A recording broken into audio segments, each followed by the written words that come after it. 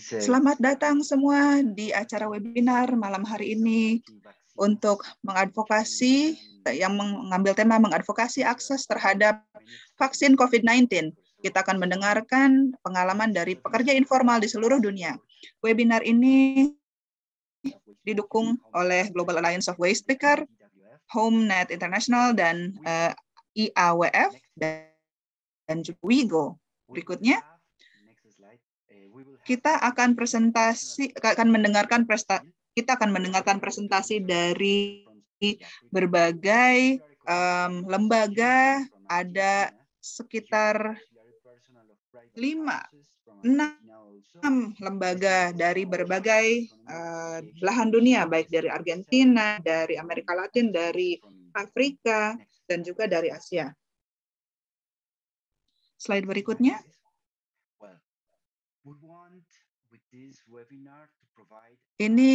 Webinar ini bertujuan untuk memberikan semacam overview tentang apa yang terjadi dalam vaksinasi COVID-19 di dunia dan bagaimana kita bisa mendukung pemulihan ekonomi dunia dan bagaimana kita bisa memberikan ruang bagi para pekerja informal untuk berbagi pengalaman mereka dalam mengadvokasi akses terhadap vaksinasi. Lalu kita juga ingin memulai diskusi di dalam dan di luar jejaringnya WIGO tentang bagaimana kita bisa mendukung pekerja informal untuk terlibat dalam advokasi vaksin. Ini agenda malam hari ini. Kita akan memang mengambil waktu sedikit tadi tentang instruksi penerjemahan, tentang logistiknya, tapi lalu kita akan langsung to the point. Yang pertama kita akan memberikan latar belakang tentang apa itu WIGO, apa pekerjaannya, jejaringnya, dan apa dan kenapa pekerjaan kita mengeksplor dampak pandemi ini kepada para pekerja informal. Lalu kita juga akan melihat secara singkat tentang akses terhadap vaksinasi dan mengapa penting bagi para pekerja informal dan juga para pemberi kerja untuk melindungi pekerjanya. Lalu kita akan mendengarkan pengalaman dari para pekerja informal di seluruh dunia. Lalu kita akan menutup sesinya dengan sesi tanya jawab singkat saja dan berusaha mencari rencana tindak lanjut kita. WIGO ini adalah jejaring global yang terdiri dari lembaga-lembaga pekerja dan memiliki jejaring seperti para peneliti, pekerja perkembangan, dan juga pekerja di sektor ekonomi informal. WIGO ini mewakili lebih dari 40 negara di Asia, Afrika, dan Amerika Latin. Kita bekerja dengan beberapa kelompok kunci, ada 4 kelompok kunci, dan berfokus pada pemulung, penjual jalanan atau kaki lima, pekerja domestik, dan juga pekerja yang berbasis di rumah. Mereka ini adalah member dari jejaring ini. Oke, Kristi, silakan. Halo semuanya, nama saya Kristi dan saya bekerja dengan Federico di WIGO. Saya adalah koordinatornya. Saya akan bicara kepada Anda tentang detail bagaimana COVID ini mempengaruhi, memberikan dampak kepada para pekerja. Di WIGO kita bekerja di 12 kota di seluruh dunia dan kami melibatkan semua pekerjanya dan juga para jejaring yang ada di lembaga-lembaga yang ada di jejaring kami, dan kita bicara tentang apa sih dampak COVID kepada mereka, dan kami mendengar banyak jawaban yang beragam.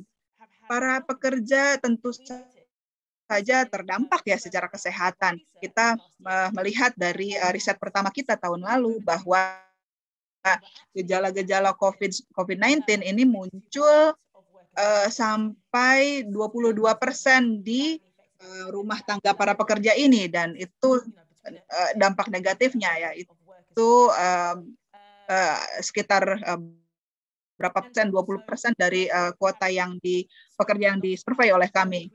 Lalu pekerja yang banyak tidak dibicarakan itu juga memiliki resiko kesehatan yang tinggi.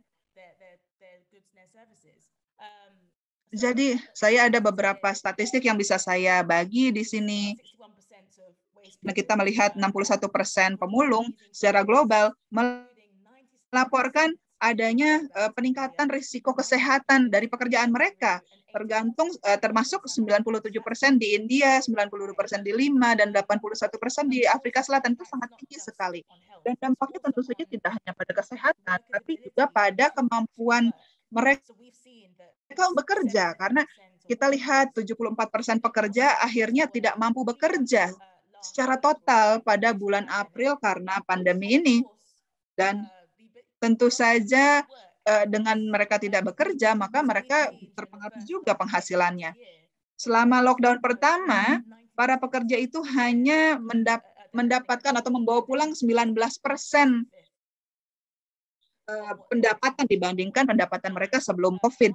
Dan setelah lockdown pertama ini, mereka di tahun 2020, mereka hanya membawa pulang 56% saja dari penghasilan yang umumnya mereka dapatkan. Ini besar sekali dampaknya. Mari kita lihat gambaran secara globalnya tentang akses terhadap vaksinasi ini. Kita tahu bahwa dampak COVID ini sangat besar terhadap para pekerja informal. COVID ini, jadi vaksin ini kan merupakan salah satu jalan keluar yang utama dari pandemi ini. Tapi itu juga bermasalah karena ada ketidaksenjangan, ada kesenjangan vaksinasi, akses vaksinasi secara global. Ini adalah versi terbaru nih peta yang saya dapatkan. Ini tadi pagi petanya. Seperti yang bisa Anda lihat bahwa yang hijau tua di sini itu adalah wilayah di mana mereka sudah vaksinasi, dan wilayah-wilayah yang hampir putih itu yang lebih cerah itu yang paling rendah vaksinasinya. Jadi seperti yang bisa Anda lihat, wilayah-wilayah di utara itu sudah memiliki akses ke vaksinasi, tapi daerah-daerah seperti Afrika Selatan, Afrika Asia Selatan, Asia Tenggara itu, dan juga beberapa di Latin Amerika, Anda bisa lihat bahwa akses terhadap vaksinasinya masih rendah. Nah, mengapa ini penting?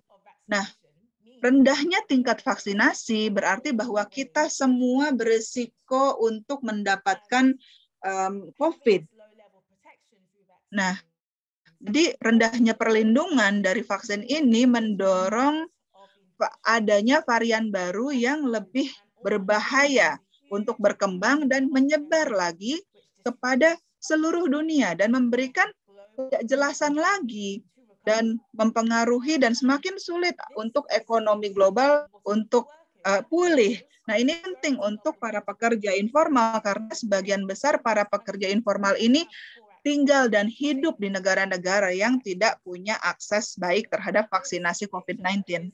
Jadi gambaran ini sangat mengganggu, namun juga sangat relevan dengan apa yang terjadi saat ini kepada para pekerja informal. Di Wigo, kita coba untuk terlibat dalam isu ini. Dan ada berbagai inisiatif di luar sana yang sudah mengadvokasi kesetaraan global untuk mendapatkan vaksinasi. Kita mendorong atau mensupport juga inisiatif ini dengan menandatangani panggilan aksi dan petisi dan lain-lain. Nanti saya list di sini gerakan-gerakan yang kita dukung. Ini The People's Vaccine yang pertama.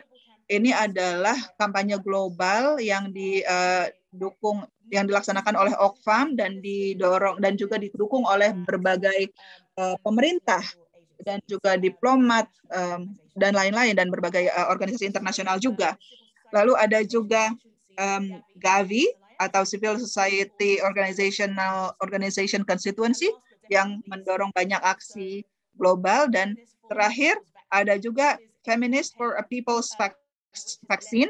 Ini kampanye yang didukung oleh negara-negara dunia ketiga dan Development Alternatives for World with New Era. Ini sangat penting karena mereka membawa perspektif feminis dari negara-negara selatan yang sangat penting bagi akses terhadap obat-obatan, karena banyak sekali narasi di dalam isu ini itu mengenyampingkan analisis dampak dari ras, etnisitas, pendapatan, orientasi seksual, gender, dan lain-lain yang harusnya kita pertimbangkan dalam ketika kita membicarakan tentang isu ini. Jadi ada banyak pekerjaan baik dalam isu ini yang sudah kita dukung. Dan sekarang setelah vaksin, ketika vaksin mencapai negara-negara itu, ada banyak sekali tantangan yang masih ada. Kita dengar cerita-cerita dari lapangan, banyak sekali. Seperti Anda lihat ini ada screenshot dari platform registrasi online untuk vaksin di India. Jadi kalau Anda bisa menerima vaksinasi, maka Anda harus mendaftar menggunakan website ini. Nah, ini menjadi masalah untuk banyak orang yang tidak memiliki akses terhadap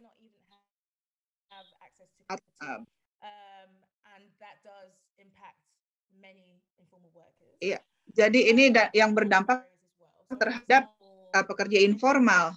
Jadi misalnya kalau klinik vaksinasi terletak jauh dari mereka bekerja, kalau ongkos transportnya lebih mahal, dan kalau vaksin atau klinik vaksinasinya ternyata tidak ada informasi kapan buka, kapan tutupnya, mungkin mereka bukanya, ya kan kalau bisa lah, misalkan mereka datangnya terlalu pagi, terlalu malam, lalu kliniknya tutup. Ini kan ada disconnect gitu antara pekerja informal dengan akses terhadap vaksin ini. Kita mendengar juga isu-isu tentang administrasi gitu, misalkan mereka tidak punya KTP dan lain-lain. Jadi tidak tertibnya administrasi itu juga bisa menjadi kendala untuk para pekerja informal mendapatkan vaksinasi ini. Ya, Anda juga pasti mendengar ada banyak pekerja informal ini didiskriminasi berdasarkan ras atau lain-lainnya, sehingga menjadi tidak setara. Dan terakhir, para pekerja yang tidak memiliki perlindungan sosial yang baik, termasuk asuransi sosial misalkan, itu memiliki kendala atau tantangan yang berat terhadap vaksinasi. Anda boleh mendapatkan vaksinasi, tapi misalkan Anda punya komorbid dan ada resiko dari vaksinasi itu. Nah, dan sedangkan Anda tidak punya jaminan sosial misalkan, maka Anda akan takut untuk mendapatkan vaksinasi. Hal-hal seperti itu juga muncul. Lalu kita muncul dengan beberapa pesan kunci untuk tiap sektor tentang mengapa vaksinasi ini sangat menjadi kunci untuk bisa menanggulangi pandemi ini. Yang pertama saya akan mulai dengan ART. ART ini memerankan peran penting dalam menghilangkan atau meningkatkan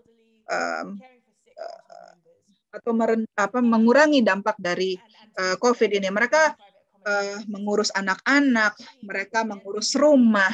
Itu berarti bahwa mereka itu terekspos pada risiko-risiko COVID-19. Dan oleh karena itu, vaksinasi itu akan sangat melindungi mereka dari virus dan untuk mengontrol pandemi dan memberikan kondisi kerja yang lebih stabil. Ini pekerja warung gitu ya, kaki lima, ini juga sangat tinggi risiko paparan terhadap COVID-nya karena mereka bekerja di lingkungan terbuka, tapi mereka juga memiliki peran kunci untuk kehidupan orang-orang. Mereka menjual buah-buahan, sayur, mayur, dan lain-lain. Dan mereka sangat sekali terdampak dengan berbagai lockdown karena pandemi ini. Tidak hanya itu, mereka juga banyak sekali dilecehkan. Misalkan mereka tetap jualan dan mereka ditodong gitu. Itu banyak sekali resiko-resiko yang muncul dengan mereka tetap bekerja. Maka vaksinasi ini bisa menstabilkan mereka, kehidupan mereka. Dan yang berikutnya adalah vaksinasi yang akan melindungi pekerja dari pandemi. Terima kasih, Kristi. Iya, pemulung. Sekarang kita bicara pemulung. Pemulung itu menyediakan layanan yang esensial ya. Mereka ini juga sedang melindungi keseluruhan populasi.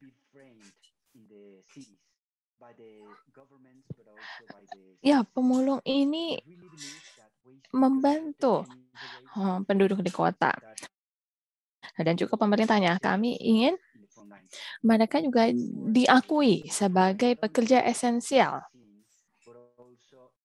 Dan tidak hanya dengan dilindungi dengan vaksin, tapi juga dengan menyediakan perlindungan diri atau alat perlindungan diri atau APD.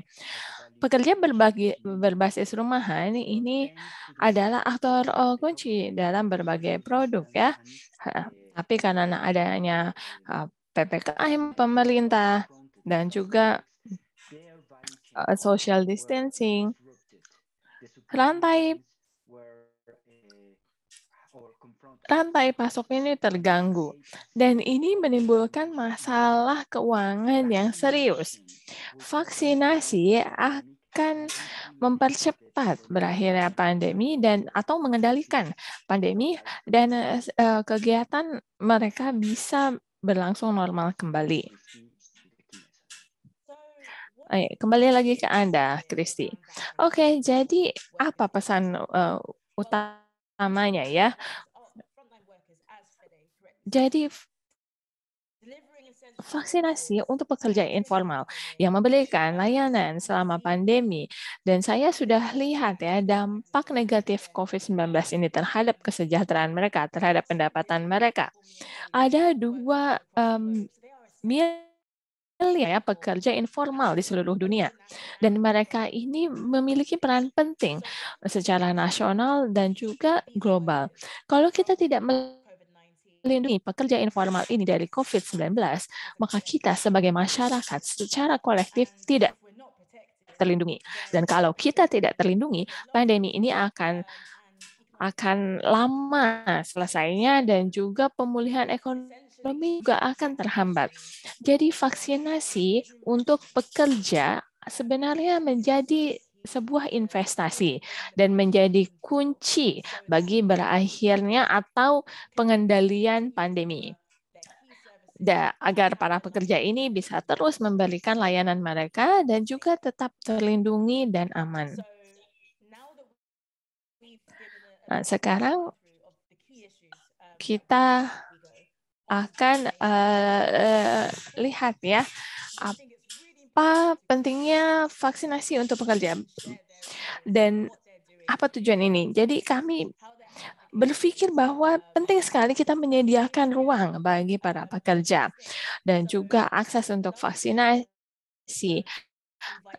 Dan kami ingin mendengar cerita dari para pekerja. Jadi kami mengundang 6 pekerja di sini, sudah hadir di sini dari keempat sektor dari berbagai belahan dunia. Jadi saya akan mengundang Deborah Contreras adalah perwakilan dari promotor kesehatan gerakan pekerja yang dikecualikan. Ya, saya akan share screen saya ya, sebentar.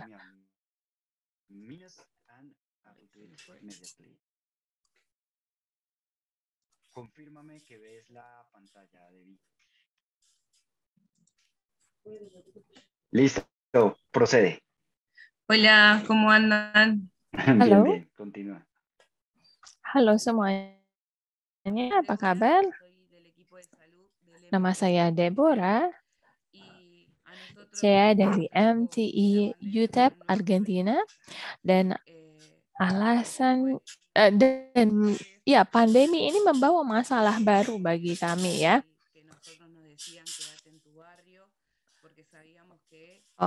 Kami diminta untuk tinggal di rumah saja, tidak keluar dari lingkungan kami. Jadi kita temui banyak yang tinggal berdempet-dempetan ya karena kebanyakan orang dan ya ini karena adanya social distancing atau pembatasan sosial. Kemudian juga masalah pekerja informal, mereka ini berusaha untuk bertahan hidup. Orang-orang ini adalah orang yang tidak bisa lagi bekerja.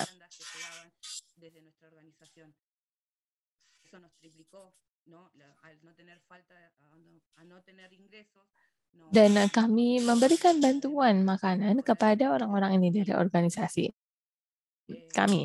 Karena pekerja ini tidak memiliki pendapatan, pemasukan sama sekali, maka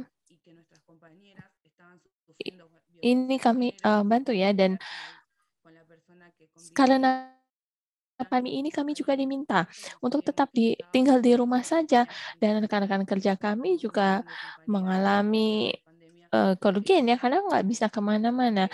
Dan ada juga cerita dari rekan kami bahwa karena di rumah saja kekerasan terhadap perempuan itu meningkat kasusnya. Ada juga beberapa kawan dari organisasi kami yang meninggal dan itu makanya kami memakai bendera merah. Ini juga ingin mengkampanyekan atau mempromosikan mengenai vaksinasi untuk para pekerja ini karena ya ini adalah salah satu bentuk perjuangan kami. Jadi pertanyaannya itu adalah bagaimana kami dari organisasi ya, bagaimana kami bisa membantu? Apa yang perlu kita lakukan untuk membantu? Jadi itu yang harus ditanyakan. Di tahun pertama pandemi kami mencoba untuk membantu berbagai lingkungan sekitar kami ya, dan dan vaksin untuk lansia itu masih lambat ya dalam pandemi ini. Nah, kami masih terus mencoba untuk bertahan ya, dan kami menyediakan semacam bank makanan, menyalurkan makanan, dan di tingkat nasional kami juga menawarkan beberapa pelatihan terkait vaksin. Dan kami mengadakan pelatihan ini. Kami harus mengadaptasi itu agar cocok dengan kegiatan kami dan bagaimana kami ingin juga agar kawan-kawan kami itu bisa mengakses hal yang sama. Kami ini bekerja di region yang berbeda-beda. Jadi kami juga ingin agar rekan-rekan di provinsi lain di Argentina juga memiliki akses yang sama. Jadi kami mengumpulkan apa yang kami sebut sebagai kelompok untuk promosi kesehatan. Jadi mereka ini mengumpulkan semacam alat-alat kebersihan ya, dan kami kumpulkan, kami bagikan, dan juga untuk vaksinasi ini kami tetap coba usahakan, dan kami membagikan flyers, kami mengecek setiap 15 hari di tiap-tiap provinsi. karena di tiap wilayah yang berbeda di Argentina itu masalahnya beda-beda juga. Misalnya di beberapa lokasi itu pendapatannya cukup stabil, tapi di tempat yang lain mereka banyak yang kehilangan pekerjaannya. Ada juga kawan kami yang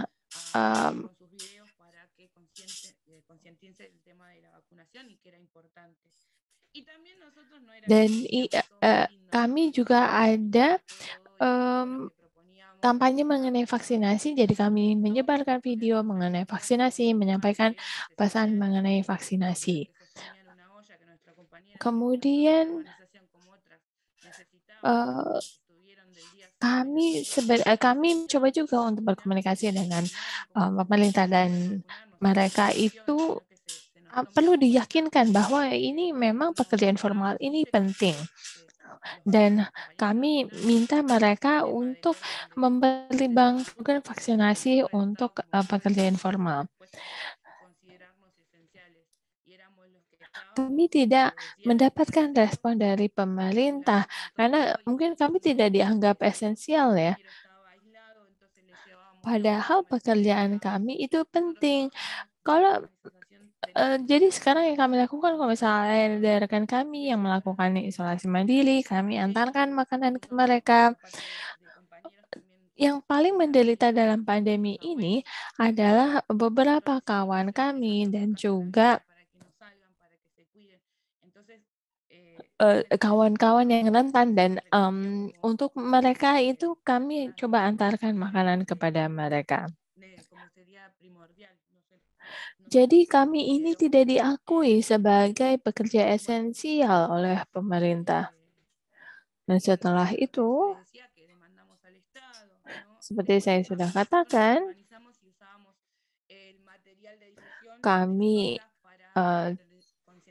coba mengkomunikasikan ini dan kami mencoba berkampanye ya untuk menyampaikan pesan bahwa penting vaksinasi.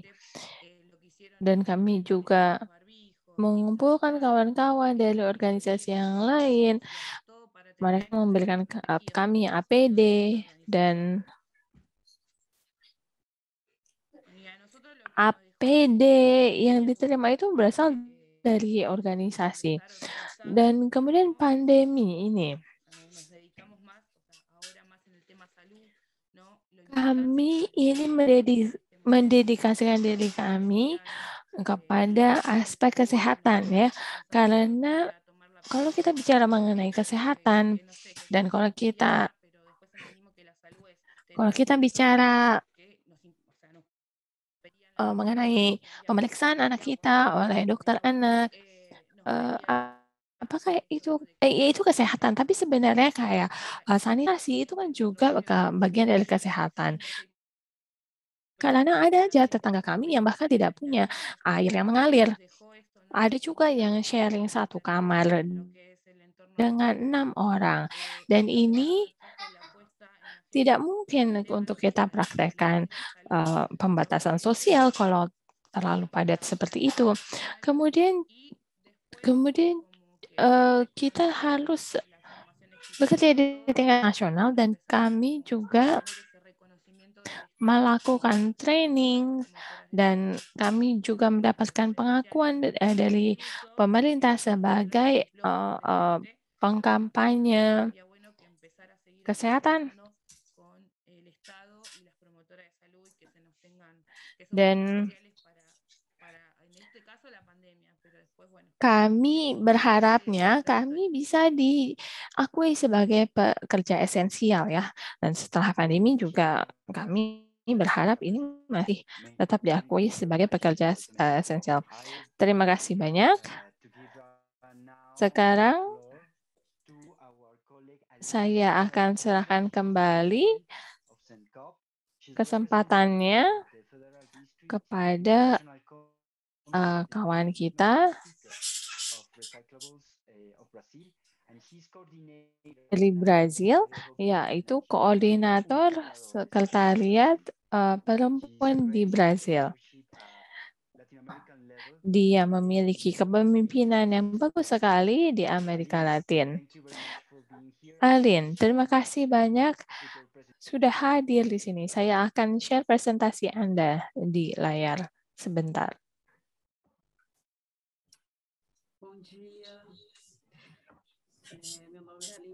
Selamat pagi. Nama saya Alin Sousa. Saya adalah pemulung. Saya adalah anggota dan dan saya juga tergabung dalam koperasi pemulung yang anggota lebih dari 1.000 orang, dan saya juga adalah koordinator dari Sekretariat Perempuan dan Pemuda di Unicalatores di Brazil. Pertama-tama saya ingin berterima kasih atas undangannya di acara ini. Dan iya, terima kasih karena sudah mengundang pemulung di sini. Dan kami senang sekali bisa bertukar pengalaman dan cerita di sini. Dan iya, bagaimana kita bisa akhirnya dapat vaksin.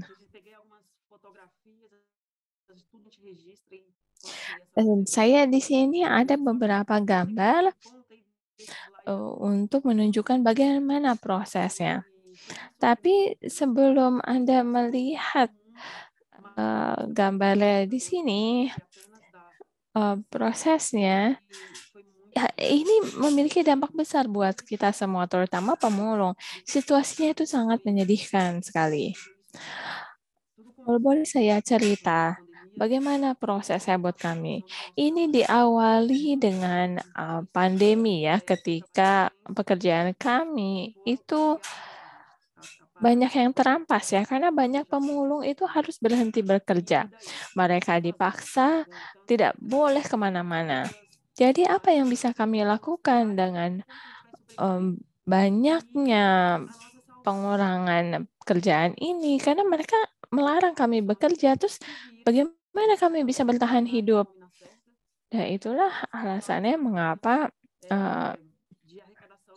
ketika ada institusi yang menyadari bahwa kami tidak bekerja, mereka akhirnya meluncurkan kampanye untuk mengumpulkan makanan dan sumber daya lain. Jadi aksi solidaritas seperti inilah yang sebenarnya menyelamatkan saudara-saudari kami, karena kami menerima bantuan makanan sehingga keluarga kami bisa bertahan hidup. Tapi kami juga harus membayar tagihan-tagihan kami, harus bayar sewa rumah. Jadi kami perlu uang, tidak hanya makanan saja. Dan sayangnya dengan adanya lockdown, para pemulung yang yang memang kerjanya hanya memulung saja, itu sangat sulit sekali untuk mendapatkan pendapatan. Jadi kita itu sempat berhenti kerja 150 hari dan semua orang itu menderita karenanya, karena ya lingkungannya, populasi dan penduduk yang lain, pemerintah. Jadi kami mencoba ada rencana adaptasi untuk pemulung agar kami bisa kembali bekerja. Dan kami ini sebenarnya adalah pekerja esensial. Untungnya rencana ini berhasil dan ini sudah disetujui. Dan setelah analisis ini dilakukan dan disetujui, akhirnya kami bisa kembali bekerja. Hal ini mengizinkan kami punya semacam harga diri ya. Kan pas pandemi itu kami tidak bisa bekerja sama sekali, tapi sekarang kami bisa mulai bekerja.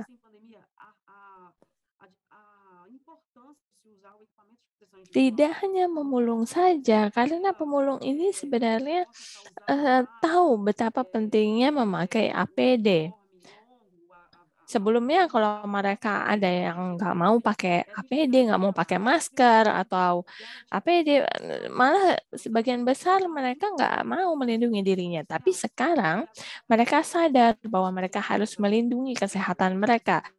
Mereka harus melindungi diri mereka sendiri dan mereka harus menggunakan APD. Dan ya ini akan menjadi legacy atau warisan buat para pemulung. Kita harus memakai APD.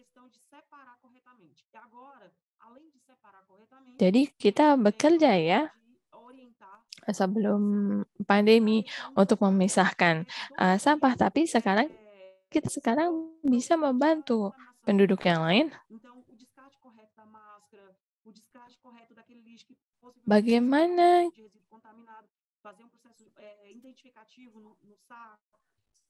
karena kita membantu penduduk yang lain, masyarakat yang lain, karena sebenarnya mereka juga kesulitan kan, bagaimana mereka mau membuang sampah-sampah yang terkait dengan kayak masker dan lain-lain. Jadi kami ini adalah bagian dari suatu proses yang penting. Dan pekerjaan kami ini penting dan bahkan karena ada pandemi terlihat betapa pentingnya kerja kami. Dan Anda bisa lihat ya di gambar sini banyak sekali pemulung yang mau kembali bekerja, tapi agar bisa kembali bekerja kami harus melakukan tes untuk para pemulung ini. Dan kami melakukan pengujian kepada mereka agar mereka bisa bekerja. Jadi kami bekerja sama dengan lembaga kesehatan untuk menguji pekerjaan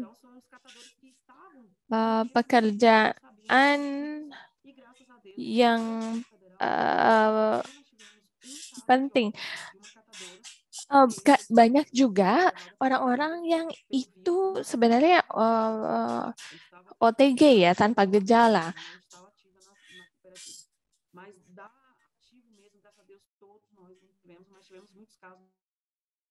Dan kalau misalnya ada yang terkena kasus positif, mereka melakukan isolasi.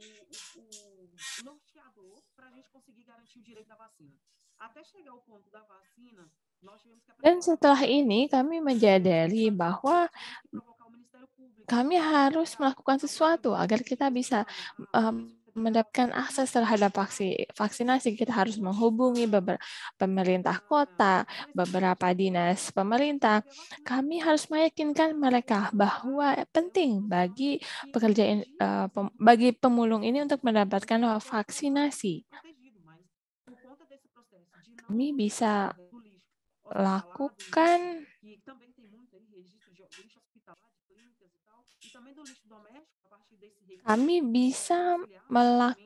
banyak hal sebenarnya ya, dan membantu menyelesaikan masalah limbah karena ini kan ada limbah yang kontaminasi dan itu harus ditangani dengan baik ya.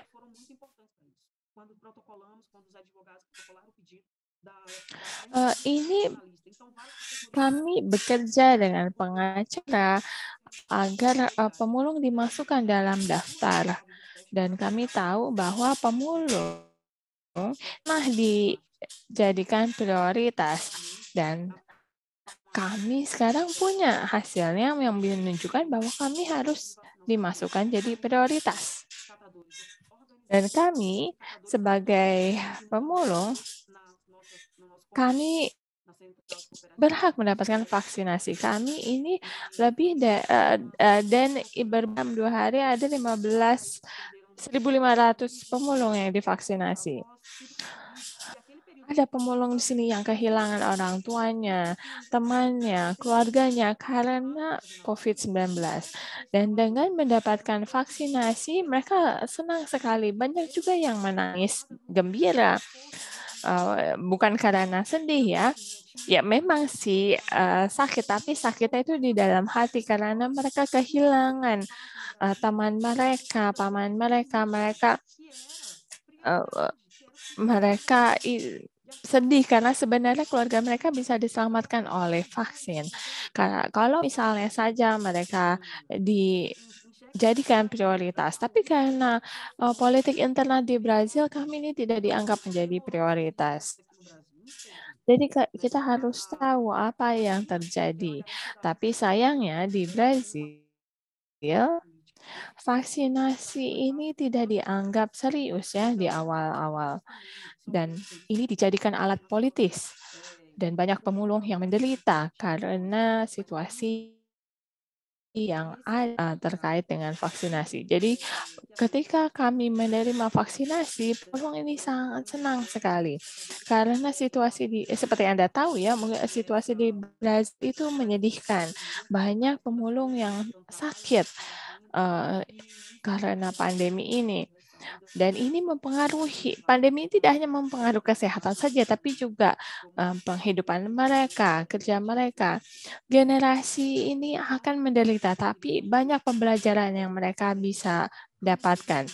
Dan ya pandemi ini juga memberikan dampak negatif bagi sektor kami.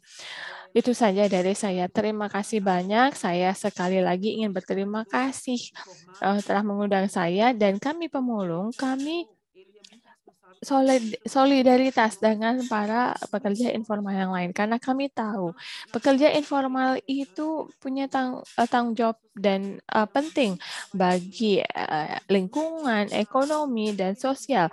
Kami ini menghasilkan lapangan pekerjaan, menghasilkan pendapatan dan kami juga menjaga lingkungan. Kami ini bermanfaat bagi para pemuda dan juga kami ya penting dalam segala hal. Terima kasih banyak atas berbagi pembelajaran yang sudah Anda sampaikan dan pergerakan yang sudah Anda lakukan, tidak hanya di sektor di Katalores, tapi juga yang lain lagi. Saya sekarang ingin memperkenalkan Wis dari Malaya. Beliau adalah sekretaris dari Chambers of Societal Economy Association dari Zimbabwe. Terima kasih. Wisborne, saya serahkan panggungnya kepada Anda. Terima kasih, Federico. Selamat sore kepada Anda semua. Saya sangat senang sekali berada di sini. Salam kepada Anda semua, para pekerja informal, keluarga Anda. Sangat penting bahwa kita berbagi pada malam hari ini di waktu-waktu yang di masa-masa seperti sekarang ini, masa-masa COVID. Saya akan menyampaikan tugas saya sore hari ini. Saya akan berbagi screen. Mohon ditunggu sebentar. Wisborne, Anda bisa berbagi screen sekarang. Terima kasih.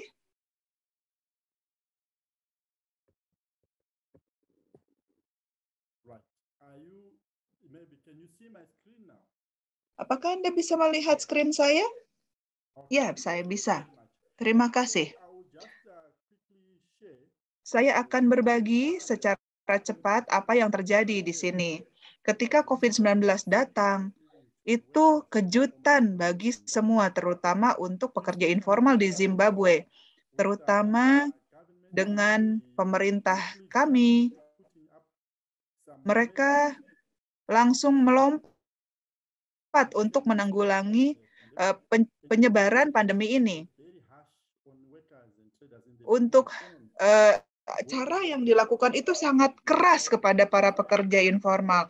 Itu tidak boleh keluar, ya lockdown, tidak boleh jualan, tidak boleh apa-apa, tidak boleh kerja. Jadi itu sangat keras sekali.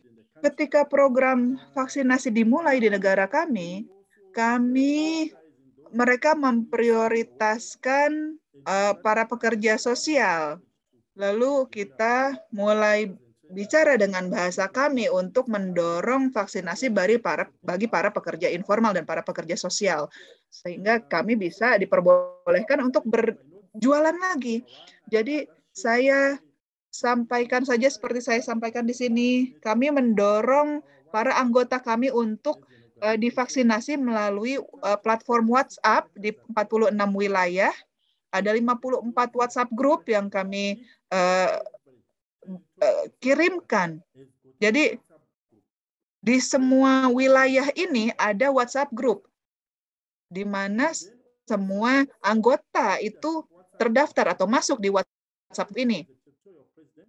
Lalu ada pemimpin wilayahnya juga, mereka masuk di WAG-nya. Jadi saya berbagi hanya untuk menjelaskan kepada Anda, kami menggunakan WhatsApp group untuk menyampaikan informasi kepada sebanyak mungkin anggota kami tentang pentingnya vaksinasi. Dan apapun yang berasosiasi dengan COVID-19 dan juga tentang semua yang terkait dengan organisasi kami. Dan ini semua terutama tentang vaksinasi. Ini merupakan strategi yang sangat bagus untuk menyampaikan informasi kepada sebanyak mungkin anggota kami. Kami juga, jadi dari semua wilayah ini ada pemimpinnya begitu. Ini ada sekitar 460 pemimpin wilayah yang kita dorong untuk bicara. Kamu kalau jadi pemimpin itu harus menjadi contoh, maka kamu harus divaksinasi. Dan saya sudah konfirmasi bahwa 391 dari 460 pemimpin ini sudah divaksinasi, dan ini cukup mendorong masyarakat untuk juga ikut divaksinasi karena melihat pemimpinnya divaksinasi. Lalu banyak sekali, ada sekitar 266 perempuan dan laki-laki divaksinasi, dan ini termasuk juga para pemuda begitu ya. Kita juga menggunakan platform sosial media untuk mengkomunikasikan tentang vaksinasi ini. Sangat penting untuk divaksinasi. Target kita adalah publik secara umum. Jadi kalau ada pekerja informal yang bekerja di luar pulau misalkan, yang kita dorong anggota kita, lalu kita minta anggota kita mendorong keluarga, mendorong semua yang ada di lingkungan mereka untuk divaksinasi. Kita juga merancang sebuah flyer gitu ya, atau selebaran tentang vaksinasi, dan kita posting di platform kita. Nanti Anda bisa melihat contoh contoh flyer sederhana kita, tapi itu adalah salah satu upaya kita untuk mendorong vaksinasi. Kita juga meminta salah satu anggota pemuda kita untuk membuat jingle gitu ya, musik tentang vaksinasi, bagaimana kita bisa mendorong vaksinasi. Jadi kita akan mendengar nanti beberapa sesi radio yang memainkan lagu ini nanti dalam waktu dekat ini, dan agar mendorong orang-orang untuk divaksinasi. Lalu kami harap ada beberapa orang yang bisa memainkan lagunya. Lalu kita juga ada testimoni atau pernyataan dari masing-masing individu atau beberapa anggota kita yang sudah divaksinasi. Jadi misalkan tadi para pemimpin wilayah yang sudah divaksin, mereka kami minta untuk merekam video singkat tentang vaksinasi dan memberikan pesan pada orang-orang yang masih takut untuk divaksin, jangan takut, semuanya sehat, semuanya baik. Ya, itu yang kita lakukan. Jadi untuk yang vaksin dosis pertama maupun dosis kedua itu kita lakukan hal yang sama. Jadi merekam nih orang-orang para pemimpin ini, mereka sangat inovatif, dan mereka bekerja petugas atau pejabat yang berwenang di wilayahnya masing-masing untuk membuat pesan-pesan seperti itu. Jadi mereka datang ke pasar-pasar dan memvaksinasi orang-orang di sana. Jadi ini juga ada tantangannya juga dalam kami melakukan ini semua, terutama untuk kepercayaan agama ya, yang tidak tidak percaya dengan vaksinasi, malah menentang vaksinasi. Jadi ada sedikit situasi di dalam sistem kami, tapi kami terus mendorong upaya vaksinasi ini. Lalu ada berita bohong juga ya, ini hoax yang beredar di masyarakat, yang memberikan rasa takut di masyarakat agar mereka tidak percaya dengan vaksin. Jadi COVID ini bisa membunuh atau bisa menyebabkan kematian bagi orang-orang di Zimbabwe. Ini salah satu dari berita bohongnya yang beredar. Ini kenyataan yang terjadi di lapangan. Lalu saat ini juga ada rasa takut yang terhadap sesuatu yang belum diketahui gitu ya. Lalu ada juga kesulitan atau lambatnya vaksinasi di beberapa wilayah yang terpencil, wilayah desa yang terpencil. Itu beberapa tantangan yang kami hadapi. Tapi salah satu kewajiban yang sudah disampaikan oleh pemerintah, jadi vaksinasi ini menjadi sesuatu yang wajib. Itu wajib, orang itu boleh pergi ke gereja kalau mereka sudah divaksinasi. Gitu. Di beberapa restoran Anda tidak boleh masuk, Anda tidak boleh duduk tanpa menunjukkan sertifikat vaksin. Jadi secara umum kita sudah mulai bergeser dari ketakutan terhadap vaksinasi menjadi keinginan untuk vaksinasi. Jadi itu yang terjadi di lapangan. Jadi 1 menit lagi, ini adalah klip yang saya tunjukkan kepada Anda. Ini adalah wakil presiden kami, Bapak Chiwenga. Dia mau berbagi saja bahwa pemerintah mendorong bahwa vaksinasi itu wajib. Jadi ini dia merilis berita bahwa tidak ada vaksin, tidak ada meja. Jadi ini adalah meja di sini adalah meja untuk beroperasi gitu ya. Jadi kalau kamu tidak divaksin, maka kamu nggak boleh jualan gitu. Nah itu memang militer begitu ya pendekatannya. Tapi ini yang pendekatan yang cukup mendorong banyak orang untuk akhirnya mau untuk divaksin. Lalu ini adalah flyer yang kita coba desain untuk mendorong vaksinasi di masyarakat. Kami mendistribusikan ini di semua sosial media platform kami, di website, dan idenya adalah bahwa kita ya memainkan peran kita aja untuk mendorong sebanyak mungkin vaksinasi di antara bagi orang-orang. Jadi ini kami merasa terpanggil saja, ini kewajiban kami sebagai anggota masyarakat. Jadi pesan kami adalah vaksinasi, sanitasi, menjaga jarak, dan juga pakai masker.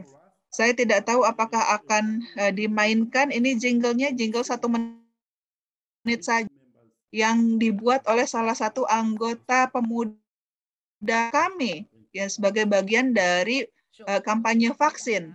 Tentu saya akan mainkan musiknya sekarang. My apologies. Here it comes.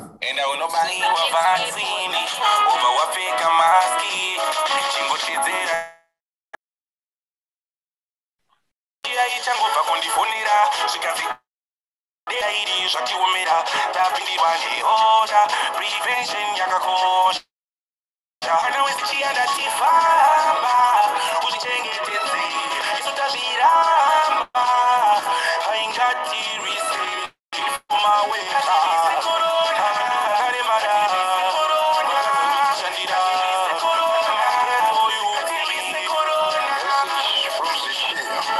Zimbabwe Chamber of Informal Economic Association. Don't be another statistic of the COVID pandemic. Stay safe. Always sanitize.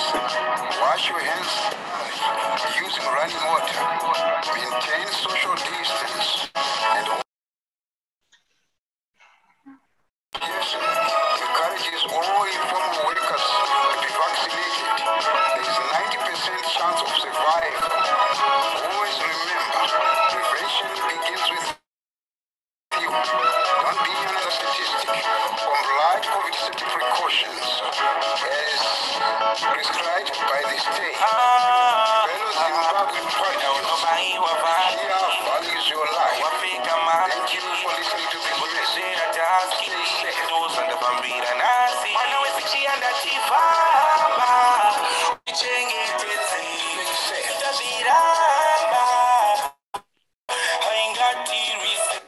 Okay, in the interest of time, I've just cut it because the last part is... Ya, karena waktu terbatas saya potong saja ya, karena bagian terakhirnya itu hanya mengulang ref-nya, tapi ini adalah pesan yang kita sampaikan kepada anggota kita untuk mendapatkan vaksinasi. Terima kasih banyak Wisborne karena berbagi pengalaman ini dalam konteks keterbatasan vaksin di negara Anda. Anda tentunya lihat peta yang sudah dibagikan oleh Kristi tadi. Jadi bagaimana Anda juga mendorong orang-orang untuk mendapatkan vaksinasi. Nah, sekarang saya mengundang pembicara berikutnya untuk berbagi pengalamannya. Carmen, apakah Anda di sana? Yeah, excuse me, please go ahead. Maaf, itu Rima Ben namanya. Oh, mohon maaf.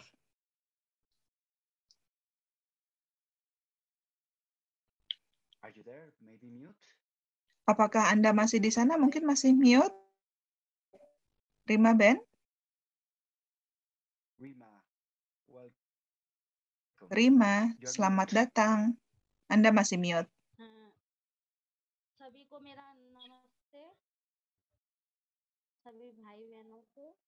Halo semuanya, selamat malam. Saudara-saudara saya, nama saya Rima Mishra.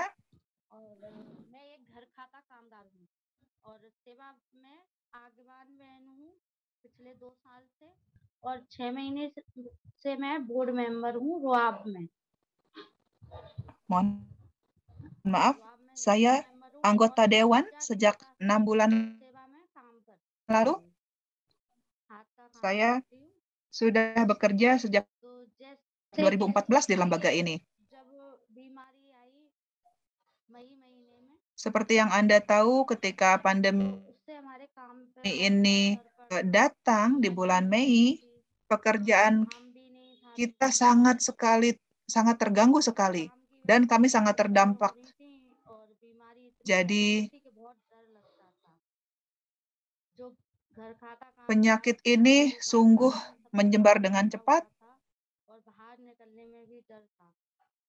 Bahkan semuanya tertunda. Lalu ketika vaksinasi dimulai,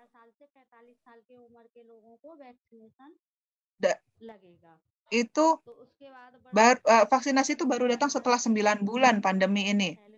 Lalu orang-orang panik, lalu ada isu yang beredar bahwa kalau divaksin orang-orang akan mati. Jadi kalau kita divaksin, maka orang akan meninggal. Jadi ada rasa takut yang menyebar di antara para pekerja ini. Lalu setelah itu kita bicara di Sepak Kendra tentang vaksinasi yang tertunda ini. dan apa yang harus kita lakukan dalam situasi ini. Setelah itu, kita mulai bekerja di berbagai wilayah berbeda. Kita bahkan waktu itu ragu apakah kita harus bekerja di daerah-daerah ini atau tidak. Tidak hanya takut dalam pikiran kami saja, tapi juga keluarga saya juga takut juga. Jadi apapun yang kita bawa atau yang kita sentuh, kita harus lakukan. Jadi dari situ kita mulai bekerja perlahan-lahan. Ketika kita harus mendorong orang untuk vaksinasi, kita bicara pada Sarita dari Departemen Kesehatan. Dia berbagi beberapa video kepada kami dan menjelaskan bahwa kita harus meyakinkan orang-orang untuk mendapatkan vaksin. Lalu kita menunjukkan video-video itu kepada semua dan berusaha meyakinkan orang-orang untuk divaksin. Jadi wilayah mana yang dapat divaksin, kita juga identifikasi.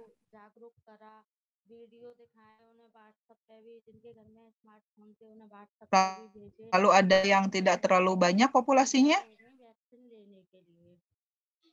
Kita juga memanggil orang-orang untuk mendapatkan vaksinasi dan mereka siap-siap begitu.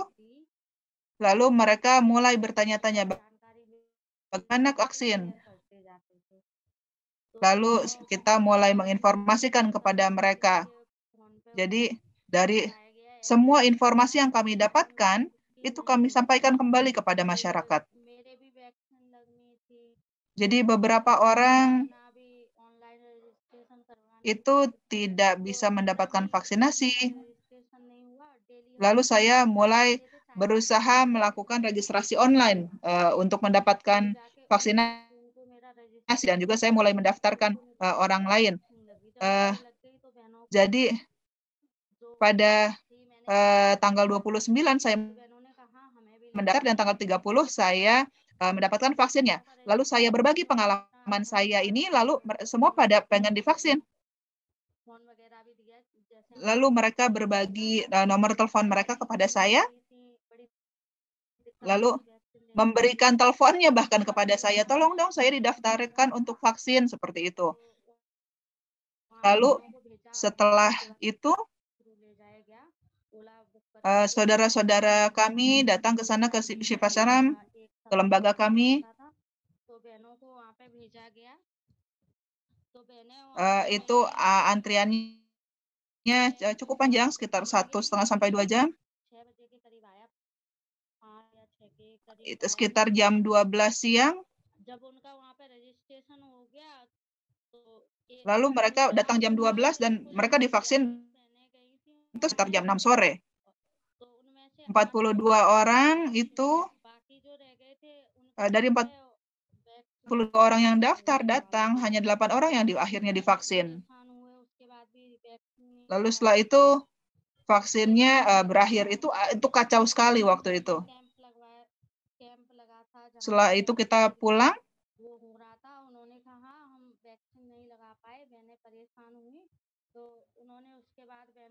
Lalu ada cukup banyak kekhawatiran di sana.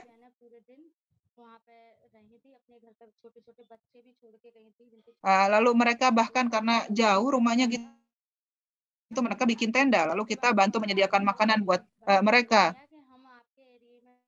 Beberapa bahkan meninggalkan 2 sampai 3 anak mereka untuk mendapatkan vaksinasi. Lalu mereka bilang, kami akan pergi dan akan menginap di tempat Anda ya, di dekat daerah Anda. Lalu mereka pada menginap di Shivavaram, kita mulai mendaftar saudara-saudara perempuan kita itu.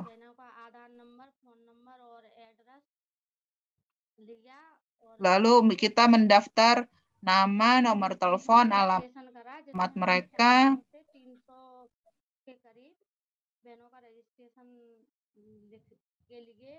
sekitar 300 orang lalu didaftarkan. Kami daftar di list itu.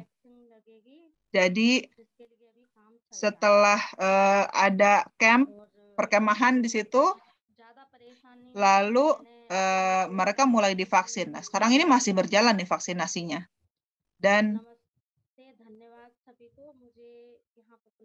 mereka itu adalah orang-orang yang punya jualan, toko, dan lain-lain.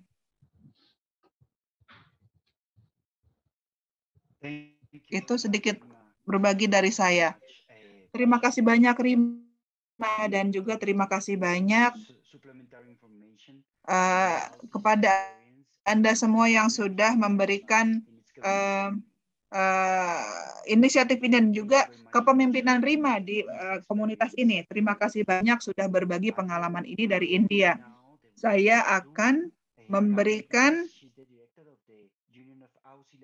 acaranya berikutnya kepada kawan kita dari Argentina. Carmen, selamat datang.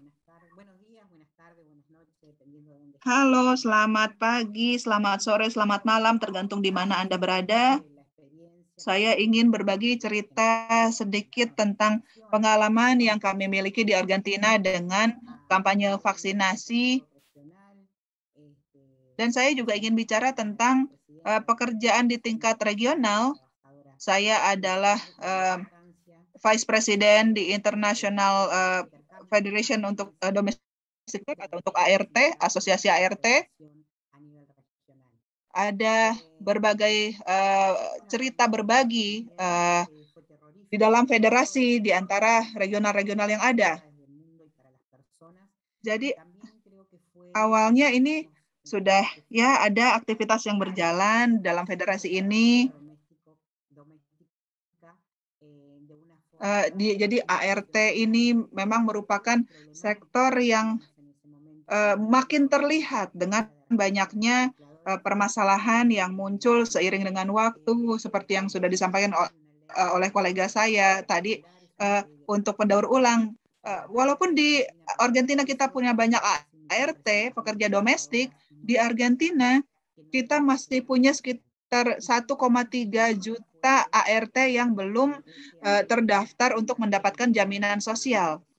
Juga pentingnya organisasi buruh internasional yang harus terlibat, itu juga sangat kami harapkan untuk bisa membantu kami. Jadi kesehatan, jadi kita kita berharap memiliki kesetaraan akses untuk mendapatkan kesehatan, dan kita bisa terlindungi di rumah tempat kami bekerja, walaupun kami tidak terdaftar begitu. Dan bagaimana kita bisa mendapatkan hak yang sama. Jadi kita harus terus berjuang untuk mendaftarkan pekerja, untuk mendapatkan jaminan sosial bagi mereka, dan juga bagaimana kolega kita yang bekerja di sektor ekonomi informal itu tidak punya perlindungan sama sekali. Di Argentina, masalah utama kita adalah tidak terlihatnya pekerja domestik dalam perencanaan vaksinasi dan juga pelayanan kesehatan lain.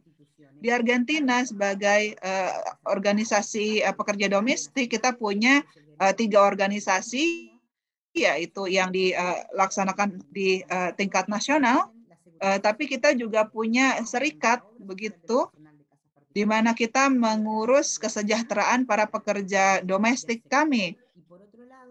Kita memberikan bantuan kepada para pekerja yang menjadi anggota kami. Lalu kita juga punya training atau sekolah bagi para pekerja domestik, tidak hanya training, tapi juga memberikan didikan bagi mereka. Ini adalah 3 institusi ya, yang pertama adalah lembaga ibunya, yang kedua adalah anak organisasinya ya. Kita semua bekerja sama untuk memberikan informasi kepada semua para pekerja domestik, baik formal maupun informal, terutama di situasi yang kita alami saat ini. Sebagai organisasi kita harus menyesuaikan isu tentang informasi, tentang kesehatan terutama, dan bagaimana kita bisa mulai bekerja ketika pandemi ini dimulai. Dan ini yang dimana kita dengan tim, dengan orang-orang lain seperti yang bekerja di tingkat hukum gitu ya, di bidang hukum, dan bagaimana kita bisa memberikan perlindungan kepada ART agar mereka terlindung dari COVID, tidak hanya bagi pekerjanya tapi juga bagi para pemberi kerja, majikan-majikannya. Ini kenapa? Ini karena kalau mereka terkena COVID, maka majikan atau orang yang mereka bekerja itu juga bisa terekspos dengan COVID ya. Jadi kita harus melindungi sektor ini, melindungi orang-orang di sektor ini. Itulah di mana kita mulai bekerja di level nasional, mempromosikan ini. Kita bekerja tidak hanya dengan Kementerian Kesehatan, tapi juga Kementerian Perempuan, dan kita bekerja di tingkat nasional dan tingkat provinsi.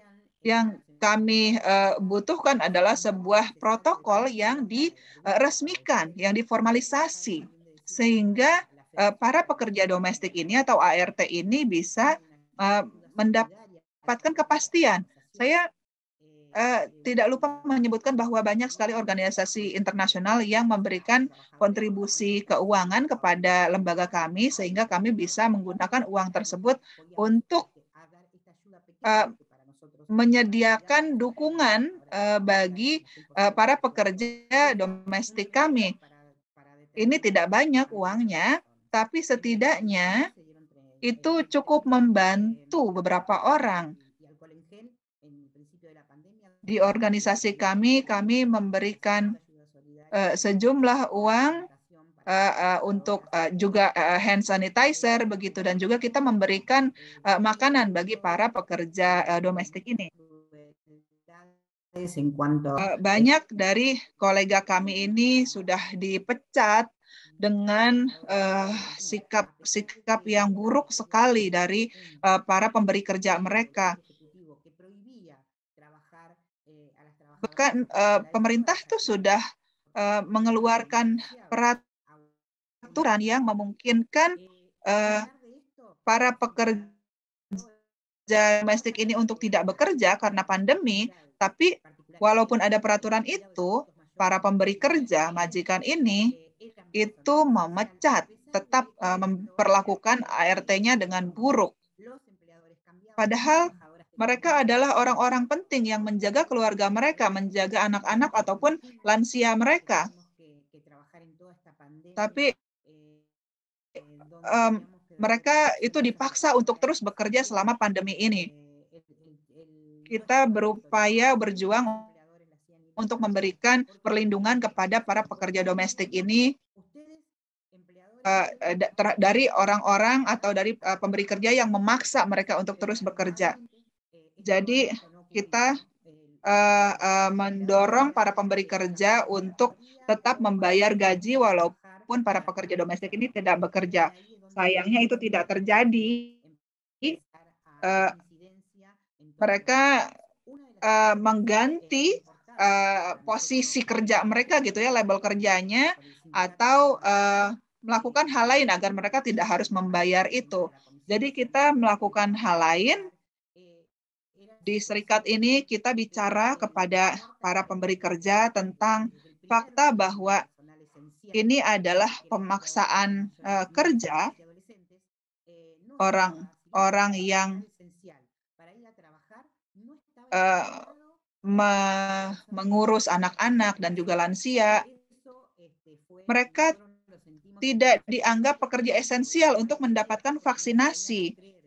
Itu adalah sesuatu yang kami pikir saat itu luar biasa, karena kita tidak percaya para dokter, perawat, pekerja sanitasi itu kan dianggap pekerja esensial. Tapi kenapa para para pekerja domestik ini tidak didefinisikan sebagai pekerja esensial. Jadi kalau mereka bukan merupakan pekerja esensial, maka mereka tidak bisa mendapatkan vaksinasi. Jadi kita bekerja dengan berbagai lembaga untuk mengirimkan laporan untuk para pekerja domestik dan juga para orang-orang yang bekerja dari rumah untuk mendapatkan vaksinasi. Mereka melakukan itu secara legal gitu ya, bekerja. Jadi kita dari situlah kita memulai proses perjuangan vaksinasi di seluruh negara.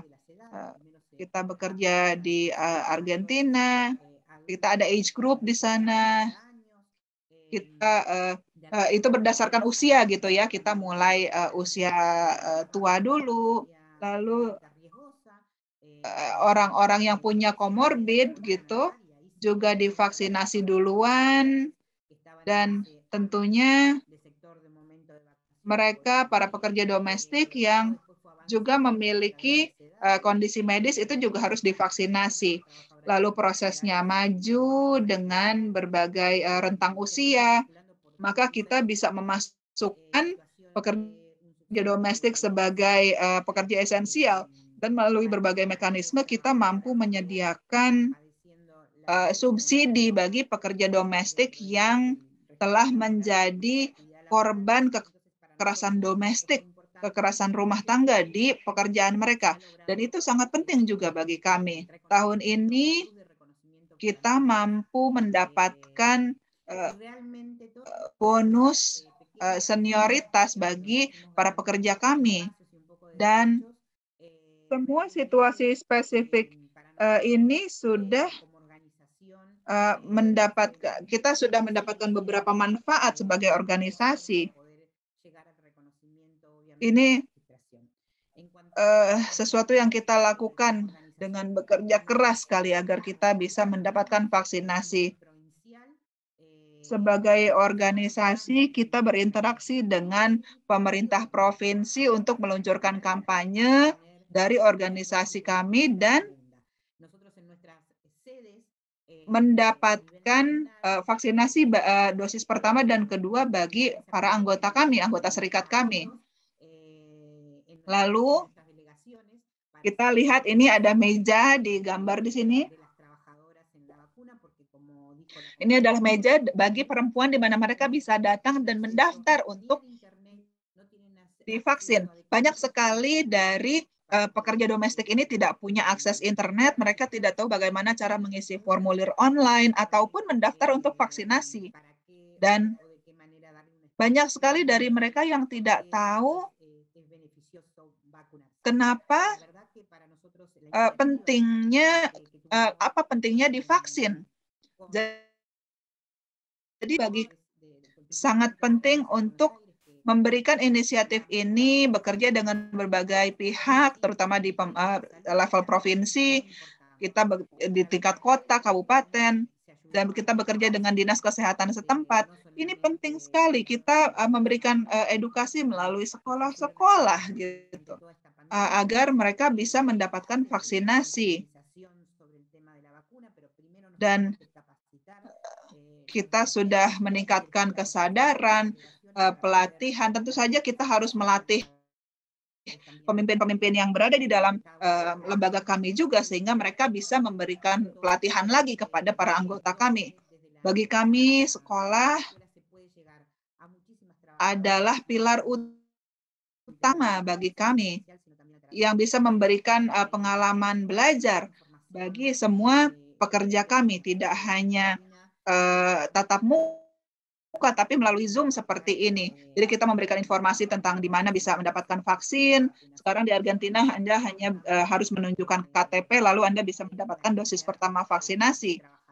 Jadi kita mulai meningkat nih jumlah pekerja domestik yang sudah divaksinasi. Jadi kita sangat tergantung pada pengiriman vaksin yang dikirimkan ke negara kami. Kita punya level infeksinya itu menurun setelah kita mendapatkan vaksinasi. Awalnya kita ada 30, 40, 50 orang yang terinfeksi COVID, tapi sekarang mungkin hanya 1 atau 2 orang saja yang terinfeksi. Kadang tidak ada kabar sama sekali tentang infeksi COVID yang baru. Jadi sangat penting bagi kami untuk terus bekerja, mengkampanyekan vaksinasi ini, dan sangat penting untuk memiliki protokol karena ini terus berjalan, tidak hanya untuk para pekerja domestik, tapi pemberi kerjanya juga harus memiliki protokol. Kita harus saling menjaga satu sama lain. Walaupun kita sudah mendapatkan vaksinasi dosis pertama dan kedua, kita masih bisa mendapatkan vaksin kan? Itu yang harus kita sampaikan juga kepada orang-orang. Dan saya pikir ini sangat penting bahwa kita bisa bekerja dengan media sosial.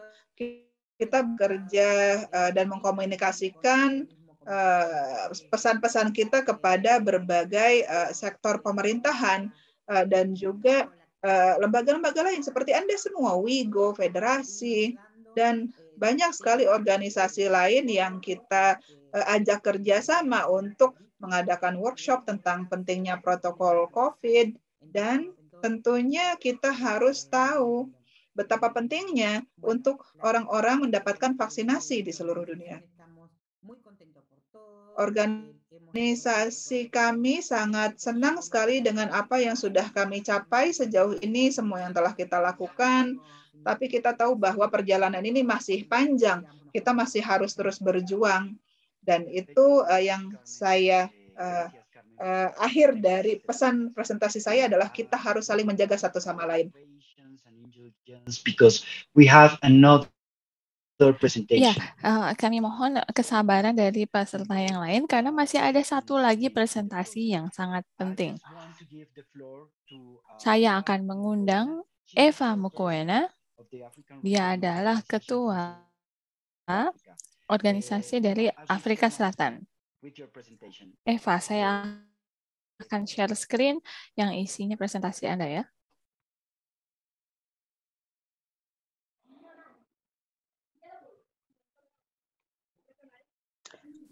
Hello everyone. Halo semuanya, Eva Mokoena. nama saya Eva Mokoena I'm based in the city of Johannesburg. dari Johannesburg. So here I'm going to talk about the first Jadi slide saya di talking sini akan bicara mengenai pelatihan about the vaccination and showing them how is di mana kami melakukan the virus pelatihan mengenai virus. reclaimers on showing them on the slide here that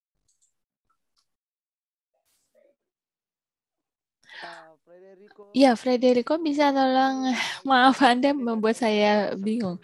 Iya, yang ini ya, ini slide-nya ya.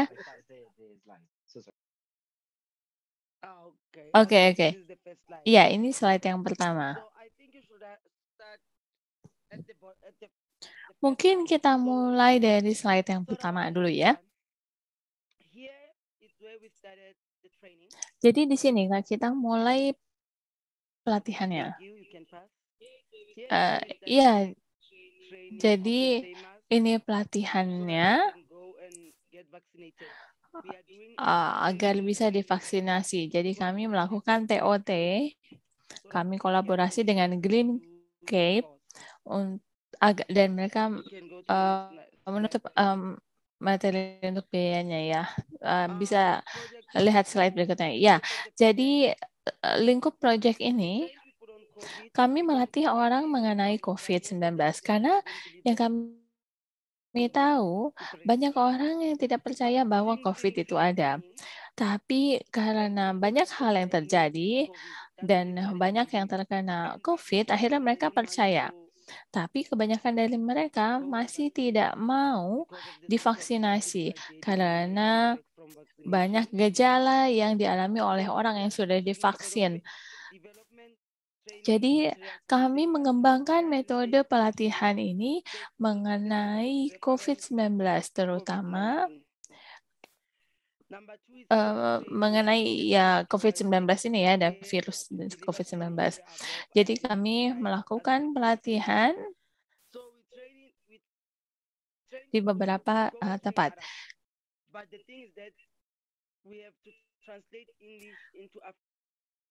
Kami masalahnya harus menerjemahkan dari bahasa Inggris ke bahasa Afrika. Dan juga tidak hanya Afrika, karena kan banyak sekali ya bahasa lokal di Afrika ya, ada Zulu, Konga, dan lain-lain. Jadi ini adalah salah satu tugas dari proyek di tahap pertama. Kami membuat materi pelatihan untuk COVID-19.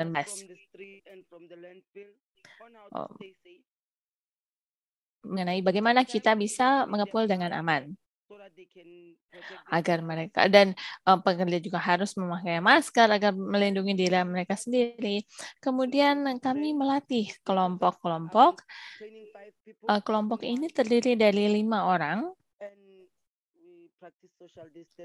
Dan kami tentu saja menerapkan pembatasan sosial dan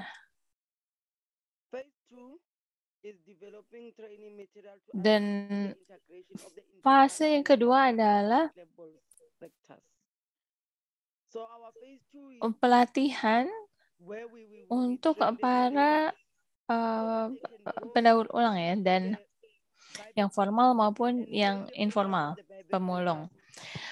Kemudian kami melakukan pelatihan ini bagaimana agar mereka bisa menghadapi vaksinasi.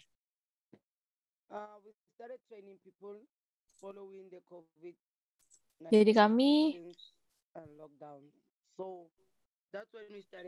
melakukan pelatihan ini ketika ada pembatasan COVID-19 dan lockdown. Jadi ketika saya bicara mengenai COVID-19 dan pentingnya dilindungi dari virus ini, fasilitatornya itu harus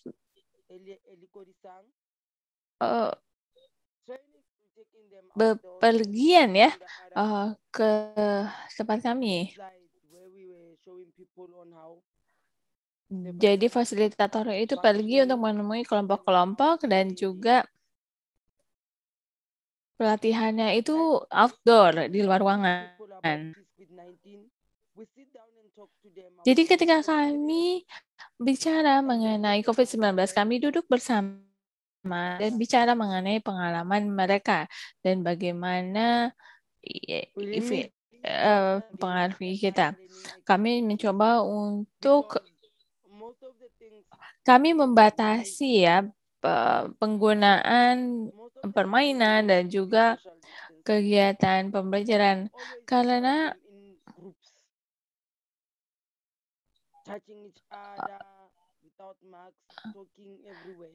jadi karena di sini kita bagi dalam kelompok-kelompok kecil ya peserta pelatihannya. Ini di Orange Farm, tempat saya tinggal.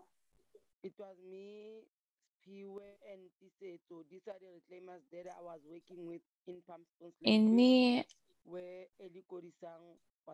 di sini Eli Korisang sedang mengajari kami mengenai vaksinasi COVID-19 dan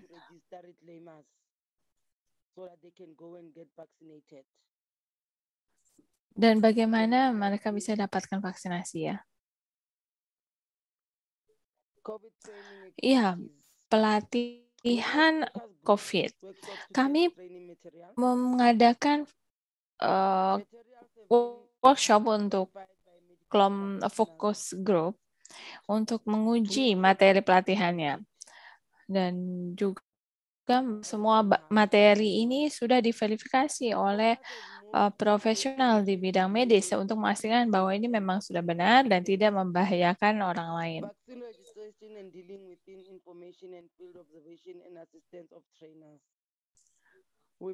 Fokus fokusnya itu beralih dari pengumpulan secara aman menjadi bagaimana kita bisa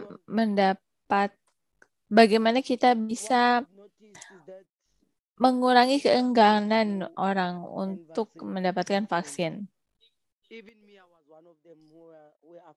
Saya sendiri termasuk salah satu yang takut ya mendapatkan vaksinasi karena banyak sekali yang terjadi ya mengenai vaksinasi ini. Jadi kalau Anda datang ke sana mereka nggak ngajarin Anda tentang vaksinasi. Jadi petugas vaksin itu hanya datang terus nggak ngajarin apa-apa. Nah, kalau banyak hal yang saya lihat banyak orang yang akhirnya meninggal karena tidak diperiksa dulu sebelum divaksin, kemudian tidak dijelaskan apa-apa gitu. Nah, jadi kelompok yang pertama kami latih itu ada sekitar 50 orang. Itu dilakukan di kota Joburg. Slide berikutnya.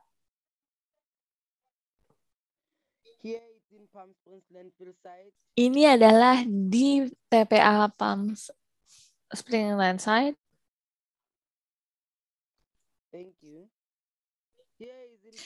Oh, ini di TPA Palm Springs. Kami mengajari orang-orang di sana mengenai virus corona dan juga pentingnya vaksinasi.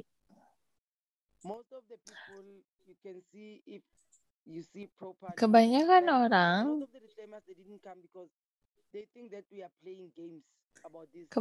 orang itu mengira kita ini bermain-main ya mengenai COVID-19 ini. Tapi ketika kami datang,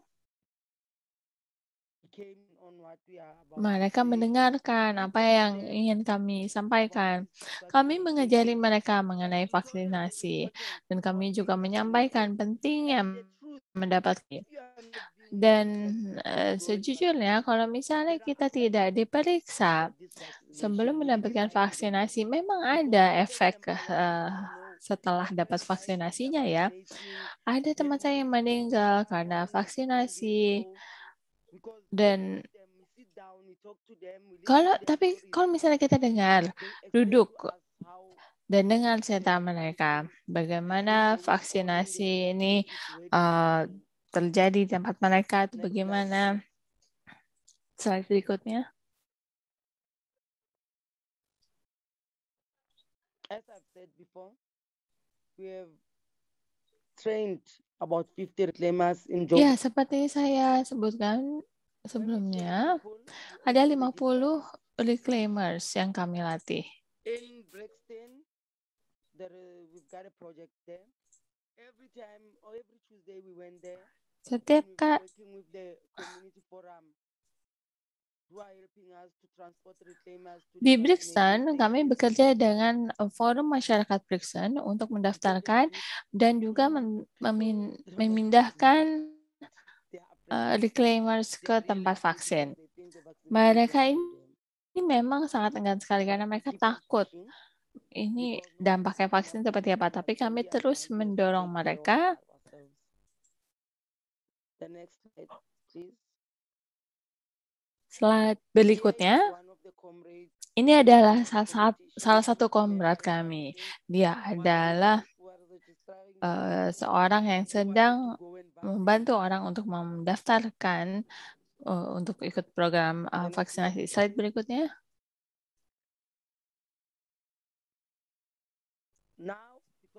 Sekarang karena pelatihan yang kami lakukan, karena juga situasi yang berubah ya, karena sekarang banyak juga yang percaya bahwa COVID-19 itu nyata.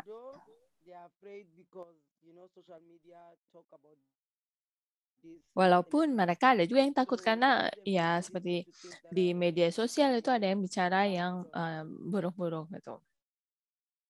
Beberapa ada yang punya akses ke media sosial dan beberapa tidak punya akses. this COVID-19, especially the informal workers. Terutama Anything.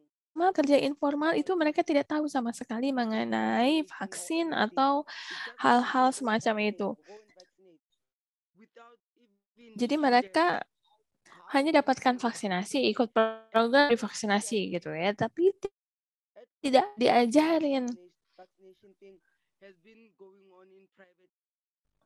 Dan ada juga vaksinasi yang dilakukan di rumah sakit swasta. Dan memang masih banyak orang yang agak ragu-ragu untuk divaksin.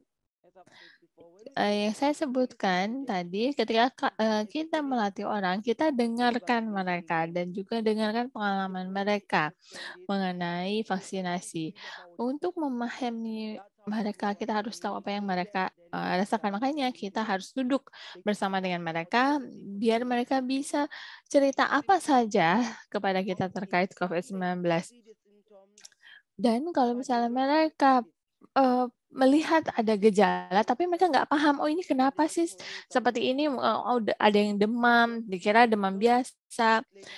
Ada dua pemulung yang meninggal karena ada yang bilang bahwa jadi dia mengeluh, oh tenggorokan saya sakit, tapi besoknya udah meninggal.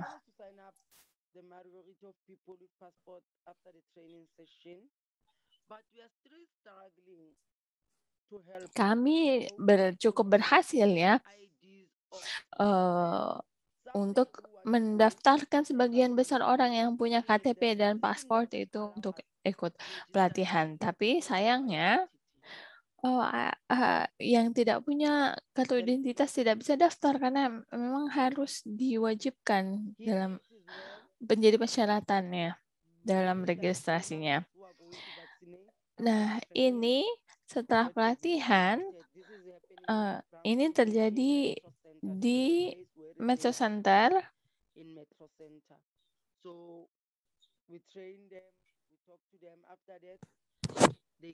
Jadi kami melakukan pelatihan, bicara dengan mereka. Setelah itu mereka masuk ke dalam dan dapat vaksinasi. Itu saja. Ini yang terakhir. Terima kasih banyak. Terima kasih banyak Eva karena sudah berbagi pengalamannya dengan kami dan juga sudah memperlihatkan ya tadi foto-foto yang menunjukkan tantangan di tingkat akar rumput. Saya akan kembalikan acara ke Kristi ya. Silahkan Kristi. Frederico. Yeah, I hear you. Frederico, iya saya dengar. Ya, ada yang ketinggalan. Jadi tahun lalu ketika COVID mulai, hari kedua lockdown, para pemulung itu berjatuhan di jalan karena kelaparan.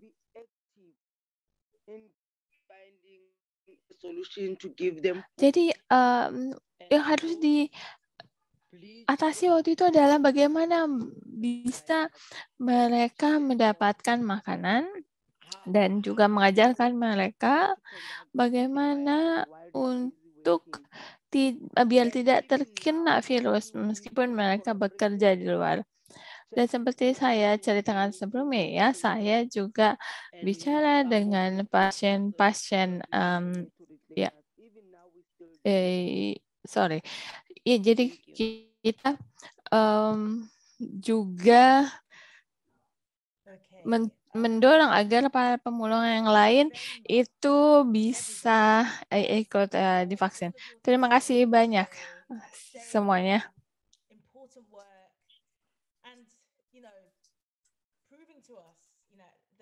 Ya, jadi kekuatan solidaritas. Kita mendengar banyak sekali cerita yang menakjubkan. Saya sangat tersentuh dengan semua presentasi Anda.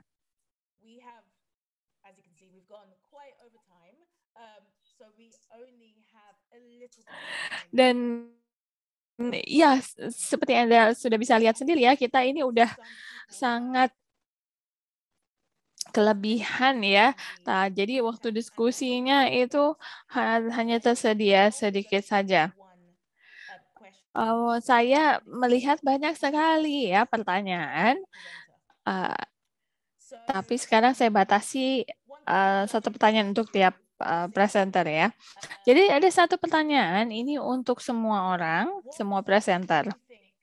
Menurut Anda atau bagaimana WIEGO dan organisasi lain bisa mendukung Anda? Bisakah Anda bikin satu kalimat yang menggambarkan bagaimana kami bisa mendukung Anda? Bagaimana kalau kita mulai dengan urutan presentasi pertama, Deborah?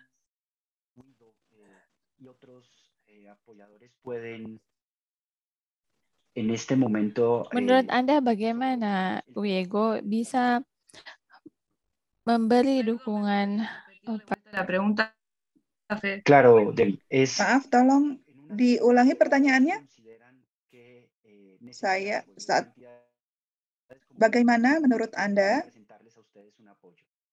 WIEGO seperti dan kita lembaga-lembaga seperti WIEGO dan kita bisa mendukung Anda dalam proses ini? Memiliki kekuatan dalam solidaritas kita. Saya akan berikan floor-nya ke Aline.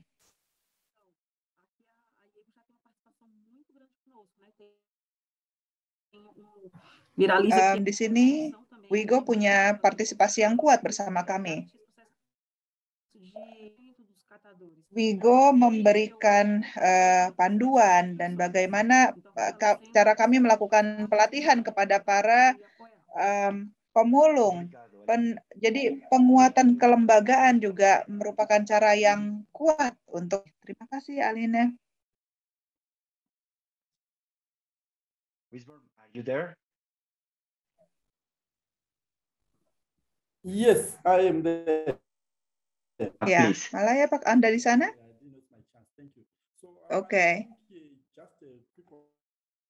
Saya pikir kita harus terus mengumpulkan data orang-orang, berapa orang sudah divaksin, dan mendorong orang untuk terus divaksinasi. Lalu melanjutkan program bagaimana hidup setelah vaksinasi, bagaimana kita harus terus berlanjut hidup dengan COVID-19.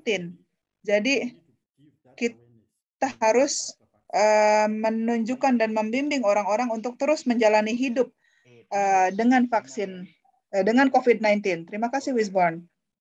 Rima, apakah Anda di sana?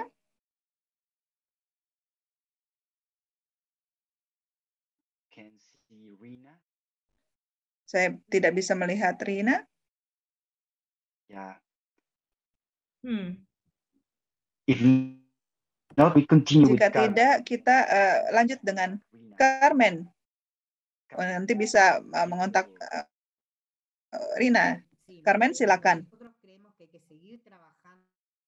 Kami percaya bahwa kita harus terus bekerja tentang informasi dan memberikan informasi ke sebanyak mungkin orang berada. Bicara tentang pemerintah, tentang kebijakan yang ada, bagaimana meningkatkan vaksinasi, dan seperti yang dikatakan oleh kolega saya tadi, kita harus terus menunjukkan dan menjelaskan kepada mereka bahwa masih ada hidup setelah vaksinasi. Dan ada banyak orang yang sudah divaksinasi, tidak hanya di sektor kita saja, tapi di semua masyarakat. Orang-orang sudah divaksin dan juga melakukan semua langkah-langkah pencegahan seperti memakai masker dan lain-lain. Dan mendiseminasikan informasi tentang COVID-19 ini, tentang berbagai varietas yang baru muncul di sektor kami dan di semua sektor yang lain. Menurut saya, kita sebagai manusia itu harus saling menjaga satu sama lain. Itu yang harus kita lakukan. Kita bertanggung jawab atas kesehatan kita, tapi dan kita juga bertanggung jawab atas kesehatan orang di sebelah kita. Maka kita harus terus mendorong upaya-upaya vaksinasi dan menyediakan informasi tentang bagaimana mereka bisa mengakses vaksin. Terima kasih. Okay, Federico, thank you so much. Terima kasih banyak, Federico. Yang saya ketahui adalah bahwa sebagian besar pekerja informal ini tidak hanya bekerja sendiri ya. Pemerintah itu tidak peduli kepada kami. Pemerintah itu ingin kita bekerja sendiri, melakukan riset sendiri, dan membiarkan kita ya bekerja sendiri, mendapatkan vaksinasi sendiri. Kenyataan tentang vaksinasi ini adalah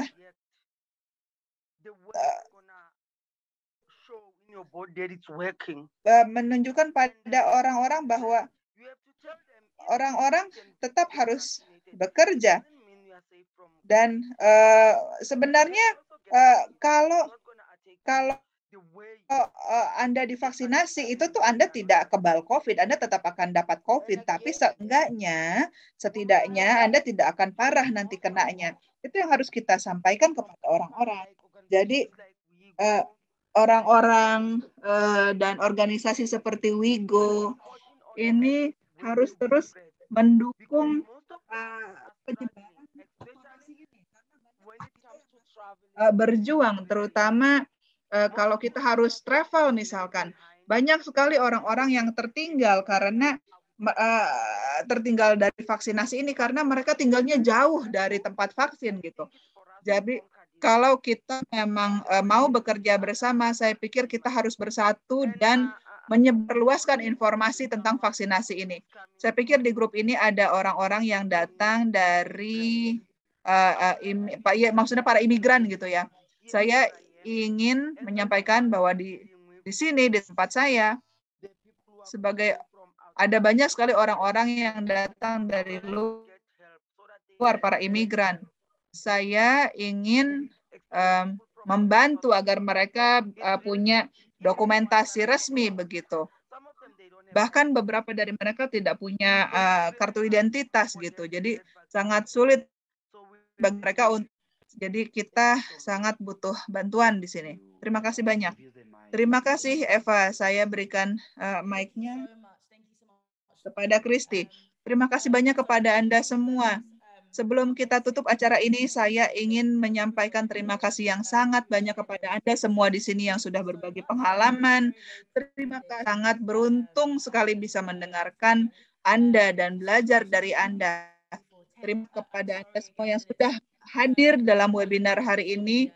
Mohon maaf ini sudah lewat sekali waktunya, tapi saya pikir kita semua mendapatkan manfaat ya dari acara ini. Terima kasih banyak sekali lagi.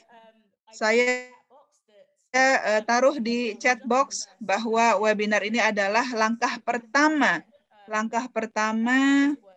dalam pekerjaan ini, dalam intervensi ini adalah awal diskusi kita.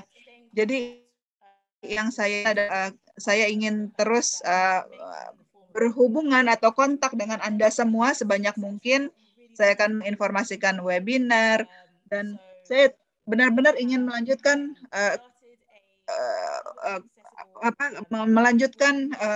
obrolan ini kita ini. Jadi ini materinya akan kita kumpulkan di satu Google Folder, termasuk rekaman presentasi hari ini di berbagai bahasa. Jadi kita akan sampaikan kepada Anda nanti link untuk bisa mengunduh materi-materinya. Terima kasih banyak lagi untuk semua Anda di sini. Jadi dan selamat menikmati sisa hari Anda atau sisa malam Anda. Kita akan menghubungi Anda lagi. Terima kasih banyak semuanya.